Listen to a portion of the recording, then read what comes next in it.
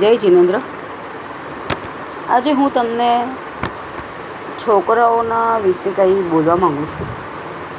Parenting tips છે આ એક જાતની. એક રિયલ સ્ટોરી બોલું છું તમને. એક 5,000 કરોડ કમાવતા એક પિતા એક ડૉક્ટરને બોલે છે કે મારા છોકરાએ છેલ્લા 3 મહિનાથી પોતાની માને માં નથી કીધું. ખીચામાં એના સફેદ પૂરીકી હોય છે, ડ્રગ્સ, પિસ્તોલ હોય છે. છોકરો 9th સ્ટાન્ડર્ડમાં ભણે છે શાયદ. એ બોલે છે ડૉક્ટર તમે કાંઈ પણ કરો, જેટલા જોતા હોય એટલા પૈસા લો, મારા છોકરાઓને સુધારો જરા. ડૉક્ટર શું બોલશે? તમારી પાસે આટલા બધા પૈસા છે, સુધારો તમે. શું પૈસાથી આપણે આપણા છોકરાઓનું સ્વાસ્થ્ય, જે એને પોતાની હેલ્થ ખરાબ કરી છે, એ આપણે સુધારી શકીએ છીએ? જે નશો કર્યો છે, ખરાબ આદત લાગી છે એને પોતાની નીંદ ખોવાડી, એ આપણે બધું પાછું નથી મેળવી શકતા. પૈસા હરેક વસ્તુનો સોલ્યુશન નથી. આપણે ડિસ્કનેક્ટ થઈએ છીએ આપણા છોકરાઓથી. આપણને સમજમાં નથી આવતું. છોકરો ઘરે આવે છે, પોતાના રૂમમાં ચાલ્યો જાય છે, મા બાપ સાથે વાત નથી કરતો, મોબાઈલમાં પડ્યો રહે છે, યા તો પછી કમ્પ્યુટરમાં પડ્યો રહે છે, ફોન પર ફ્રેન્ડ સાથે વાતો કરે છે. અડધા ટાઈમે તો ઘરે આવતો નથી, બહાર ફ્રેન્ડ સાથે ફરે છે, કીટી પાર્ટીમાં જાઓ કે ફ્રેન્ડ સાથે ઘૂમવા ફરવા જાઓ, હોટલમાં જાઓ, ક્યાં પણ જાઓ, પણ ડિસ્કનેક્ટ. પોતાના પેરેન્ટ્સ સાથે છોકરો ડિસ્કનેક્ટ થઈ જાય છે. સમજતા નથી. મા બાપ છોકરાઓને સમજતા નથી, છોકરા લોકો મા બાપને સમજતા નથી, બધા એકબીજાને સમજતા નથી. બધાને એમ જ લાગે છે કે પતિની વાત પત્ની નથી સમજતી, પત્નીની વાત પતિ નથી સમજતો, સાસની વાત વહુ નથી સમજતી, વહુની વાત સાસ નથી સમજતી. એમ જ બધા રિલેશનમાં કે બધા એકબીજાની વાત નથી સમજતા. આપણને એમ જ લાગે છે, પણ ખરેખરમાં બધાના સમજવાની જે નિર્ણય શક્તિ, જે સમજવાની શક્તિ છે, બધાની અલગ અલગ હોય છે. જેવી રીતના રાશિ બધાની અલગ અલગ હોય છે ને, એવી રીતના બધાની સોચવાની શક્તિ પણ અલગ અલગ હોય છે. બધાના નેચર અલગ અલગ હોય છે. કોઈ અગ્નિ તત્વવાળો હોય, કોઈ વાયુ તત્વવાળો હોય, કોઈ જળ તત્વવાળો હોય. બધાના અલગ અલગ તત્વ હોય, શરીરના વિચારવાના બધાના અલગ હોય. કોઈ ગુરુ રાશિવાળો હોય તો એ પ્રમાણે સોચશે, કોઈ બુધ રાશિવાળો હશે તો એ પ્રમાણે સોચશે, કોઈ મંગળ રાશિવાળો હશે તો એ પ્રમાણે સોચશે. તો બધાના વિચારવાનું જે શક્તિ છે અલગ અલગ હોય છે. તો આપણે કોઈની પણ જે વિચારવાની શક્તિ છે એ આપણે બદલી નથી શકતા. આપણે કોઈની પણ ઓરિજિનાલિટી છે એ કેવી રીતના બદલી શકીએ છીએ? નથી બદલી શકતા. આપણે આપણા મનની વાત કોઈના ઉપર ફોર્સ નથી કરી શકતા. પેરેન્ટ્સ છોકરા ઉપર ફોર્સ કરે છે કે ના, તારે આ જ ફિલ્ડમાં જવાનું છે, તારે આ જ ભણવાનું છે, તારે આ જ લાઈન લેવાની છે. છોકરાને એમાં ઇન્ટરેસ્ટ હોય કે ના હોય, એનાથી જાણે મા બાપને કંઈ ફરક જ નથી પડતું. શું તમારે છોકરાઓ એના માટે પેદા કર્યા છે, ભણાવવા માટે પેદા કર્યા છે કે ખાલી બસ સ્કૂલમાં જવાનું, ભણવાનું, કરવાનું? નાના હોય ત્યારથી મા બાપ એના પર ફોર્સ કરે ભણવા માટે. સ્કૂલમાં ટીચર્સ લોકો ફોર્સ કરે, ટ્યુશનમાં જાય તો ટ્યુશનના ટીચર ફોર્સ કરે. અલગ અલગ તમે ક્લાસીસમાં મોકલો છોકરાઓને, drawing class, dance class, karate class. જ્યાં જાઓ ત્યાં બધા લોકો છોકરાઓને એમને પોતાના મનમાં શું છે એ જ છોકરા ઉપર નાખે. નહીં, તારે આમ જ કરવાનું. સ્કૂલના ટીચર બોલતે આમ જ કરવાનું, છોકરાને એમ જ કરવાનું. ઘરે પેરેન્ટ બોલતે આમ જ કરવાનું, છોકરાઓ એમ જ કરવાનું. ટ્યુશનમાં બધી જગ્યા પર છોકરાઓને બીજા લોકો જેમ બોલે એમ જ છોકરાઓને કરવાનું. છોકરો એવી રીતના જ પોતાના જિંદગીના પૂરું સ્કૂલ લાઈફ એમ જ પસાર કરી નાખે છે. બીજાના કહેવા ઉપર બીજાના નિર્ણય ઉપર પોતાની જિંદગી ચલાવતો હોય છે. એવી રીતના જ એનું 10th સ્ટાન્ડર્ડ થઈ જાય, કોલેજ થઈ જાય. છોકરો જ્યારે મોટો થઈ જાય ને પછી બાપ બોલે આગળ હવે તું વિચાર્યું છે શું કરવાનો છે તું? ભાઈ પૂરી જિંદગી તો તમે જ એને કીધું, ગાઈડ કર્યું, આ કર, આ કર, આ કર, આમ કર, તેમ કર, તો હવે પણ તમે જ કરો ગાઈડ એને. તમે છોકરાઓને સોચવા માટે આપ્યું ક્યારે કે તું સોચ, તારે શું કરવું છે, તારે કઈ ફિલ્ડમાં જવું છે, તને તેમાં ઇન્ટરેસ્ટ છે, તું શું કરવા માંગે છે. છોકરાઓને એ જ કરવા દો જેમાં એને ઇન્ટરેસ્ટ છે. એ વસ્તુ એ કરતે તો એમાં એ ઘણો આગળ નીકળશે. તમે તમારા મનના વિચારો એના ઉપર ફોર્સ ના કરો. આજકાલ છોકરાઓ આત્મહત્યા કરે છે, સારા માર્ક્સ નથી આવતા, ઓછા માર્ક્સ આવે છે તો કેમ કરે છે? ડર છે ને એમને એક જાતનો. મા બાપ વળશે, હવે મને ટીચર પણ વળશે, બધાને અપેક્ષાઓ વધારે હોય છે છોકરા ઉપર. અને જ્યારે અપેક્ષા પૂરી ન થાય એટલે પછી એ છોકરાઓને વળવાના જ છે કે તું કેમ નહીં વધારે માર્ક્સ લઈને આવ્યો. અરે વધારે માર્ક્સ લઈને ફર્સ્ટ આવીને શું કરવાનું છે? મને એ જવાબ આપો ને તમે. આજ સુધી જે પણ લોકો ગ્રેજ્યુએશન કર્યું, પોસ્ટ ગ્રેજ્યુએશન કર્યું, મોટી મોટી ડિગ્રી હાસિલ કરી, એ લોકોને બધાને શું ગવર્મેન્ટની જોબ મળી ગઈ છે? તમે શું નોકરી કરવા માટે છોકરાઓને પેદા કરો છો કે ફર્સ્ટ નંબર પર આવે? ફર્સ્ટ નંબર પર આવવા માટે કેટલા સીટ ખાલી છે, અવેલેબલ છે, લિમિટેડ સીટ અવેલેબલ હોય છે. અને ક્લાસમાં કેટલા બધા એકસાથે પાસ થાય છે, એટલા બધા છોકરા. શું બધાને ફર્સ્ટ નંબર આવવાનો છે? પોસિબલ છે? નથી પોસિબલ. બધાને સીટ નથી મળતી. લિમિટેડ છોકરાઓ એમને સીટ મળે છે, બરાબર. અને એમાં પણ અગર સમજો 4-5 જણ હોય જે એકદમ કેપેબલ છે, એમના સારા માર્ક્સ આવ્યા છે, કેપેબલ છે, તો એમાં પણ પછી એ લોકો શું જોશે? હા ચાલો આના બધા સબ્જેક્ટમાં સેમ માર્ક્સ છે. ટાઈ કરે ને આપણે મેચમાં ટાઈ થાય, એવી રીતના આમાં પણ ટાઈ જ થાય છે એક જાતની. ચલો આમાં બધાના સબ્જેક્ટમાં સેમ માર્ક્સ છે, તો પછી એજ જોશે કે એજમાં કોણનું નાનો છે, મોટો છે, એ બધું જોશે. અને પછી સિલેક્ટ કરીને પહેલા નંબર પર પોઝિશન પ્રાપ્ત, પછી બીજાને બીજો નંબર, ત્રીજો નંબર એમ આપે છે, બરાબર ને.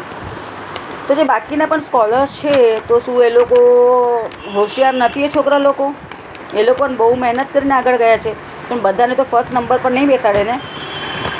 તો ફોર્સ ના કરવું જોઈએ કે મારા છોકરાને પહેલો નંબર ન આવ્યા તે. આજે આ છોકરાને તો પહેલો નંબર આવ્યો, છોકરા દુઃખી થઈ જાય. આવી રીતના જ એક છોકરાને એક ઘટના બનેલી. એ છોકરો દુઃખી થઈને એના બાપા પાસે આવ્યો, પપ્પા પાસે. એના પપ્પા કે શું થયું, કેમ તું રડે છે? તો છોકરો કહે કે હું કાલથી સ્કૂલમાં જ નહીં જાઉં. તો એના પપ્પા બોલે કેમ શું થયું? તું તો કહેતો તો સ્કૂલમાં બહુ મજા આવે છે, ફ્રેન્ડ બહુ સારા છે, આ તે. તારી ફ્રેન્ડના જે ફ્રેન્ડ છે એની મમ્મી તો આવેલી મને મળવા ઘરે, એ પણ તારીફ કરતી હતી તારી. શું થયું હવે તને? તો એ છોકરો શું બોલે છે ખબર છે તમને?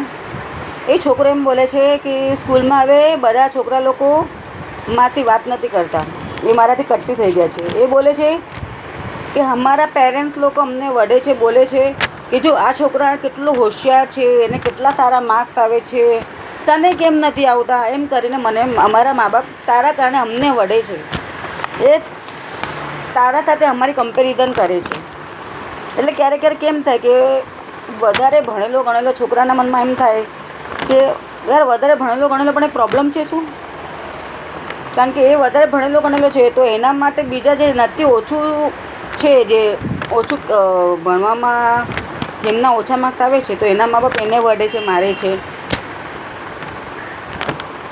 હવે આનું શું સોલ્યુશન કાઢવાનું આપણે? એ તમે જ સોચો, હું શું બોલું છું, સમજમાં આવે છે ને હું તમને શું બોલવા માગું છું? છોકરાઓને પોતાનો નિર્ણય પોતે લેવા દો. એમને એ આપણાથી પણ શાયદ બહુ આગળ નીકળી શકે છે, બહુ આગળ, પણ આપણે એને બાંધીને રાખીએ છીએ. આપણે એને બહાર નથી જવા દેતા. બહાર નહીં જાને કા બચ્ચે ઉઠા के लेके जाते हैं, ભૂત આएगा, ચોર આएगा, ઘણા બધા વાતથી આપણે એને ડરાવતા હોઈએ છીએ નાનપણથી છોકરાઓને. પછી જે ડર છે છોકરાઓના મનમાં બેસી જાય છે ડર. એ જ ડર એમના લાઈફ ટાઈમ સુધી રહે છે. કોઈને બહાર જવું હોય, કાંઈ નવું કરવું હોય તો ડેરિંગ જ નથી કરતો જલ્દી.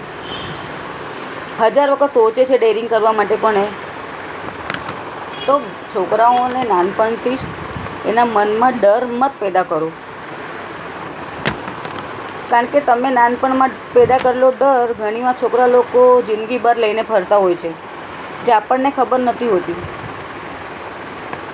છોકરાઓ ખબર છે, ઘણા છોકરા લોકો એમ બોલે, અરે મારો પપ્પા છે ને બાઇકની રેસિંગમાં ફર્સ્ટ આવે છે, બહુ મસ્ત બાઇક ચલાવે છે, એકદમ ફાસ્ટ ચલાવે છે, એકદમ ફાસ્ટ ચલાવે છે. એવી રીતે નાની નાની વાત જે ઘરની મા બાપની હોય ને, એ પણ એમને એવું લાગે, અરે મારી મમ્મી તો સુપર મોમ છે, બધું કરી શકે છે, મારા દાદા મારી દાદી બધું કરી શકે છે. એ લોકોને નાની નાની વાત પણ એવું લાગે કે પૂરી દુનિયામાં મારા પપ્પા તો પૂરા દુનિયામાં બધા સાથે લડી શકે છે, એ તો હિમેન છે, સુપરમેન છે. છોકરાઓને નાની નાની વાત પણ એ બહુ મોટી લઈને બેસે છે, આપણને સમજમાં નથી આવતું. તો આપણે ઘરે પણ જે ઘરનું બિહેવિયર, ઘરનું વાતાવરણ એ બધા છોકરા ઉપર ઇફેક્ટ કરે છે. તો આપણે આપણા છોકરાઓને ઘરનું વાતાવરણ સારું આપવું જોઈએ. અને જે સિલેબસ છે, સ્કૂલનું સિલેબસ એક જ સિલેબસ બધા છોકરા માટે સેમ ન હોય. ભલે હમણાં ગવર્મેન્ટે એક જ સિલેબસ કર્યું છે, આપણે બધા છોકરાઓને સેમ જ સિલેબસ બધાને ભણાવીએ છીએ. બધી આંગળી સેમ નથી હોતી, બધા શું એક જ સિલેબસ ન ભણી શકે. જેવી રીતના હવે સમજે જંગલમાં અલગ અલગ જનાવર છે બધા, બરાબર ને, કોઈ હાથી હોય, કોઈ ઘોડો હોય, કોઈ વાંદરો હોય, કોઈ પાણીમાં મછલી હોય, તે હોય, બધા અલગ અલગ. અને બધાને હું રેટિંગ લગાડું કે બધાએ ફાસ્ટ દોડવાનું છે અને જે પહેલું આવશે એ જીતી જશે. તો આ વસ્તુ તો બધા માટે સેમ લાગુ પડશે. ઘોડો હશે એ તો ફાસ્ટ ભાગવાનો જ છે, કાચબો છે તો એ ફાસ્ટ ભાગશે નહીં, ભાગે. કેવી રીતના બીજા એનિમલ છે કે મછલી છે, તો એ પાણીમાંથી નીકળીને ભાગવા જશે નહીં, જશે ને, એ તો મરી જશે નીકળતે એમ જ. કેમ? બધાના સ્વભાવ અલગ છે, બધાનું નેચર અલગ છે. એવી રીતના છોકરાઓના પણ બધાના સ્વભાવ અલગ છે, નેચર અલગ છે, બધાનું ટેલેન્ટ અલગ છે બધાનું.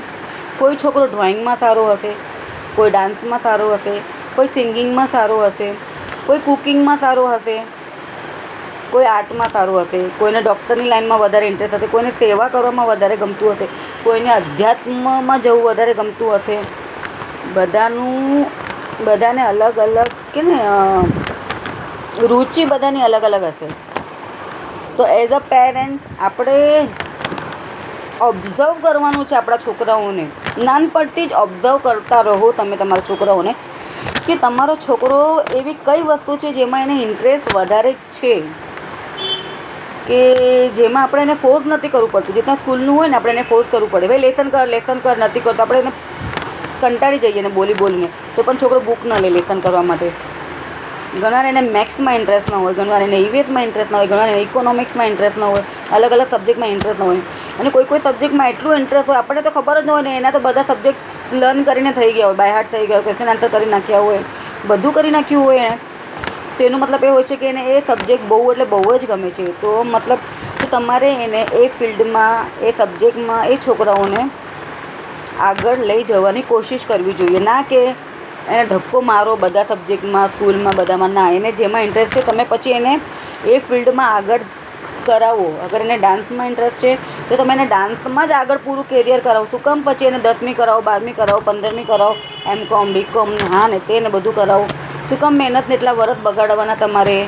અને પછી મા બાપ પણ કંટાળી જાય ચિલ્લાવીને, છોકરાઓ પણ કંટાળી જાય, એમને પણ ઇન્ટરેસ્ટ ના આવે, એમના પણ વર્ષ બગડે, મા બાપના પૈસા બગડે. એના કરતાં છોકરાઓને નાનપણથી તમે ઓબ્ઝર્વ કરો, એને તેમાં ઇન્ટરેસ્ટ છે, પછી એ જ ફિલ્ડમાં છોકરાઓને નાખો અને એમાંથી પૈસા કમાવો, તમે પણ કમાવો. છોકરાઓને પણ એમાં ઇન્ટરેસ્ટ હશે તો એ વધારે એન્જોય કરશે. અલ્ટિમેટ ગોલ માણસનો શું છે? ખુશી છે, આનંદ છે.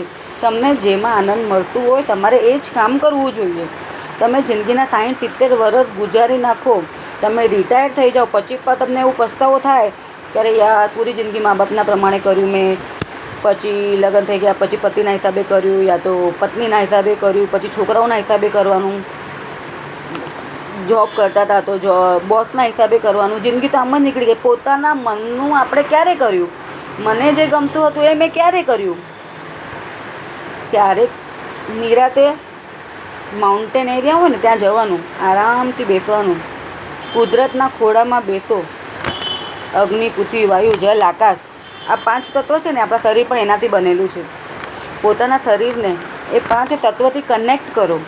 આરામથી બેસો, મેડિટેશનમાં બેસો અને ચિંતન મનન કરો કે તમને શેમાં વધારે મજા આવે છે, કે જે કામ કરવાથી તમે તમારું કે ને બધું ભૂલી ગયા. સમય ભૂલી ગયા, કેટલો ટાઈમ ગયો, ખાવાનું ભૂલી ગયા, પીવાનું ભૂલી ગયા, અને એ કામમાં તમને એટલી મજા આવી કે તમે એમાં થાકતા જ નથી. તમને પાછું બીજા દિવસે જે પણ જવાનું અને એ જ કામ કરવાની મજા આવે છે. અને જે કામ કરી તમને બહુ ફ્રેશનેસ લાગે છે કે આજે હું બહુ ફ્રેશ છું. એ કામ કરવાનું શરૂ કરી દો. જિંદગી બહુ નાની છે. ક્યારે કોનો નંબર આવે છે, ક્યારે કોણ ઉપર પહોંચી જાય છે, આજકાલ ખબર નથી પડતું.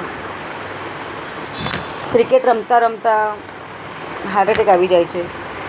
એક્સરસાઇઝ કરતાં કરતાં હાર્ટ એટેક આવી જાય છે. છોકરા લોકો ક્લાસમાં લેસન કરતાં કરતાં ઘણા લોકો મરી જાય છે. હોટલમાં ખાતા ખાતા મરી જાય છે. સ્ટેજ પર હનુમાનનો ડાન્સ કરતાં કરતાં પેલાને હાર્ટ એટેક આવી ગયો. કોને ક્યારે શું થાય છે કાંઈ ભરોસો નથી. તો પોતાની જિંદગી, હું નથી કહેતી કે તમે બીજા વિશે ના સોચો, બીજા વિશે પણ સોચો, પણ પોતાના માટે જીવવાનું મત છોડો. પોતાના માટે પણ જીવો. જે પોતાને ગમે છે એ કરો. જ્યારે તમે પોતાના માટે જીવશો ને તો તમે ખુશ રહેશો. અને જ્યારે તમે ખુશ રહેશો ને તો તમે તમારા ઘરવાળાને બધાને ખુશ રાખશો. કારણ કે તમે દુઃખી છો ને તો તમને જોઈને તમારા મા બાપ દુઃખી થશે, તમારા પેરેન્ટ્સ દુઃખી થશે, તમારા ઘરના બીજા બધા ફેમિલી મેમ્બર દુઃખી થશે. અને તમે સમાજને પણ કાંઈ આપી નહીં શકશો. અગર તમને સમાજને પણ મદદ કરવી છે, સમાજને પણ કંઈ આપવું છે, તો એના માટે પોતાને ખુશ રહેવું બહુ જરૂરી છે. અને પોતાને ખુશ રહેવા માટે શું કરવું જોઈએ? એ જ કરવું જોઈએ જે તમારા મનને સારું લાગે. તો આપણે હંમેશા જે પોતાને સારું લાગે એ કરવું જોઈએ. અને આપણા બાળકોને પણ જે સારું લાગે એમને એ કરવા દેવું જોઈએ. તો એના ઉપર પણ ક્યારેય આપણે પ્રેશર ન અપાવાય. ઠીક છે? તો બસ આજના માટે આટલું જ. જય જિનેન્દ્ર, જય શ્રી કૃષ્ણ, જય માતાજી.